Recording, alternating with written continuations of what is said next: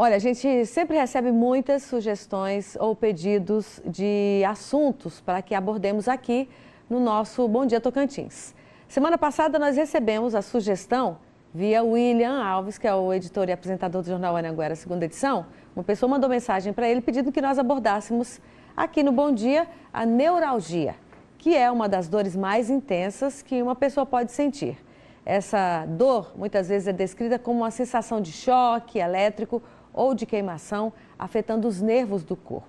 Aí nós convidamos para falar sobre esse assunto o médico ortopedista João Protásio. Ele está aqui no estúdio. Tudo bem, doutor João? Tudo bem, bom dia, Josielma, bom dia a todos. Obrigada pela presença. E se você quiser participar dessa entrevista, fique bem à vontade. Temos o QVT e o WhatsApp. Também, se quiser sugerir temas para que abordemos aqui, pode mandar, que a gente sempre atende o telespectador. Doutor João, vou mostrar aqui na tela essa reportagem que ganhou destaque em todo o ano de 2024, e especialmente porque essa história foi acompanhada dessa jovem chamada Carolina Arruda. E aí, bem no destaque do título, Pior Dor do Mundo. E aí, a reportagem trazia alguns tratamentos realizados para aliviar os sintomas da neuralgia do trigêmeo. O que é essa dor? A neuralgia do trigêmeo é uma dor neuropática proveniente de alguma alteração do nervo trigêmeo, que está localizado na face. E toda dor neuropática, ela tem como característica esse tipo de sintomas. Dor, queimação, formigamento, alterações de sensibilidade. E em momentos mais avançados, se pegar algum nervo que tem comprometimento de força motora, pode perder até a força e os movimentos. Agora, o que leva uma pessoa a enfrentar essa dor? É um histórico familiar? É o estresse? Foi um defeitinho ali no organismo em algum momento? Na literatura, Josielma, a gente vê que não tem uma causa base definida, certo? Mas pacientes portadores, ansiedade, depressão, tem um favorecimento maior para o desenvolvimento da neuralgia do trigêmeo. E o que diferencia essa dor de outras situações que também têm dor, como pano de fundo, como a fibromialgia? Ou essa é uma forma de fibromialgia? Não, é importante a gente definir, existem basicamente 3 tipos de dor. Sim. A dor nociceptiva, que é aquela dor, você bateu o pé ali no cantinho da parede. É uma dor. É uma dor que tem uma lesão pré-definida. A dor neuropática, que é a dor proveniente de algum estímulo nervoso, que é o caso da neuralgia do trigêmeo. E a dor nociplástica. A dor nociplástica, ela é definida como uma dor semelhante àquela provocada por uma lesão. Ou seja, ela não tem uma lesão tecidual definida.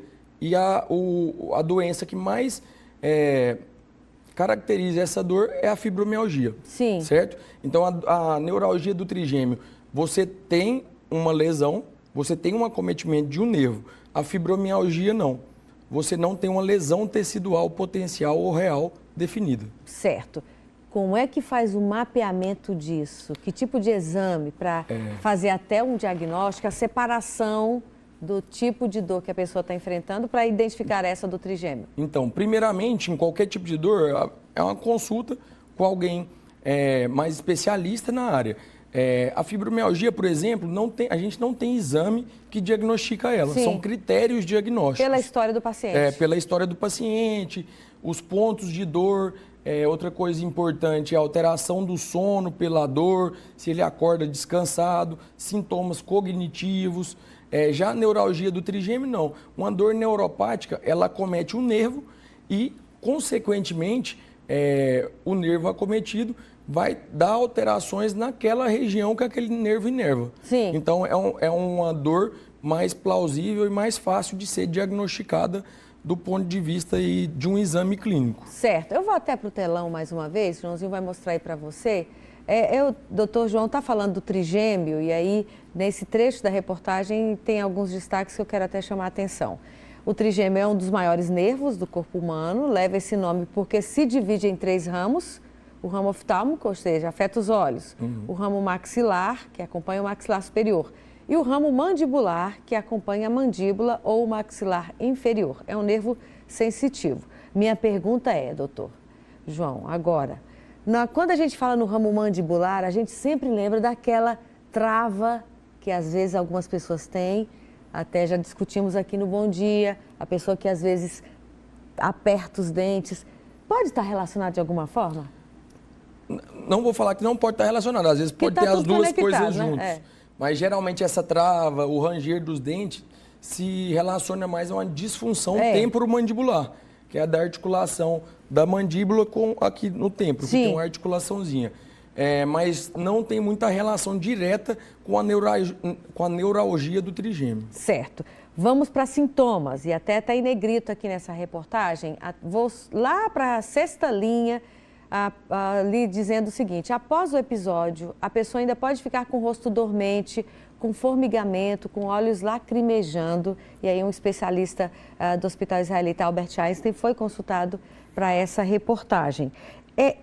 Esse é um sinal? A pessoa que tem aquela dor e de repente não teve o diagnóstico, mas ela sente formigamento, olhos lacrimejando, rosto dormente, é um indicativo? Geralmente ela é uma dor que afeta um dos lados da face, né? Sim. É uma dor mais em queimação, pode ter alterações do lacrimejamento, às vezes sentir o olho mais seco aí por causa do acometimento do ramo oftálmico.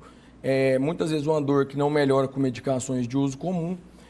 E você vai ter a sensação de dormência e às vezes você acaba tendo que passar para o próximo passo. Sim. Medicações não resolveu, existe os bloqueios que faz aí na medicina da dor, que você vai no nervo acometido e realiza um bloqueio diagnóstico, terapêutico ali, para ver se está realmente diagnosticando ali aquele nervo. Depois tem algumas outras opções, inclusive ela passou por cirurgia com o presidente da Sociedade Brasileira de Estudos da Dor. Essa moça que a gente está mencionando, Alfenas, né? Sim. Teve uma melhora boa, eu não sei como ela está hoje, mas eu vi algumas reportagens relatando a melhora do quadro de dor. Então a cirurgia também existe. E um outro modo de terapia disso é uma compressão do nervo por um balão, que também é um do arsenal terapêutico para a neuralgia do trigêmeo. Pois é, o senhor mencionou as cirurgias da Carolina, ela passou já por 3 para tentar corrigir essa má formação do nervo trigêmeo, fazer com que às vezes as artérias não encostem mais nesse nervo, mas ainda segue sentindo algumas dores, há 11 anos convivendo com dor. Doutor, por que demora tanto para se ter um diagnóstico e ter uma precisão no tratamento? Ou esses tratamentos avançam em alguns países e outros ainda não adotam? O que é? Isso eu acho que é até vamos falar assim, um problema do Brasil. Sim. Já aproveitando e falando sobre isso, no ano passado, justamente a Sociedade Brasileira de Estudos da Dor lançou uma campanha chamada Brasil Sem Dor. Sim. Em razão do alto subdiagnóstico desses tratamentos, principalmente de dor crônica, que hoje afeta aí 40% da população brasileira, e a falta de centros de dor crônicas estaduais para justamente um diagnóstico mais preciso. Sim. Então, basicamente, é por causa dessa razão. A gente não tem muitos centros especializados em dor crônica e acaba levando a um subdiagnóstico no Brasil afora. Muito bem, tem participação de telespectador, o Nelson, ele diz que tem uma dor, um formigamento nas pernas e pergunta se pode ser esse problema que estamos mencionando aqui. Sim. Não, a neuralgia do trigêmeo não, mas dor e formigamento geralmente fala pra gente a favor de uma dor neuropática. Sim. A gente tem que investigar aonde é a dor, aonde é o formigamento, para aí a gente suspeitar de qual nervo pode ser acometido. Sim. Pode ser desde uma neuropatia de um nervo específico lá da extremidade, ou também, o que não é incomum, podendo vir até da coluna. Sim. Visto que acometeu, às vezes, alguma raiz nervosa que inerva aquele território. Certo. Esse diagnóstico é feito de que forma? Além da história do paciente. Primeiro passo, um exame clínico bem feito. Sim. Que você vai analisar a área, a topografia, o dermátomo que está acometido, a ausência ou presença ou diminuição de força motora. E a partir dali, o especialista vai pensar no melhor exame. Um Sim. exame que diagnostica alterações neurológicas se chama eletroneuromiografia. Ele vai dar ali qual nervo está acometido. Sim.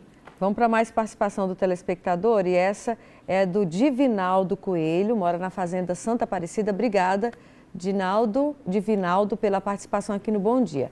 Ele conta que foi diagnosticado com esclerose múltipla, que é uma outra condição, não é isso? Isso. No começo de 2017. E quer saber se já se encontrou uma cura para essa doença. A esclerose múltipla é uma doença neurológica, mas de origem mais central. Sim.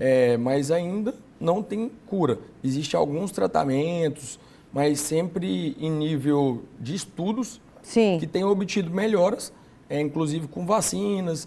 Para a melhora da dor, hoje em dia, tem algumas evidências de uso, por exemplo, do canabidiol, para controlar essa dor, mas a cura ainda não tem. É degenerativa a esclerose múltipla? Certo. É uma doença degenerativa. Doutor João vai ficar com a gente por mais uma rodada, então aproveite para perguntar, faça como esses telespectadores que já participaram. Já já ele volta com mais esclarecimentos.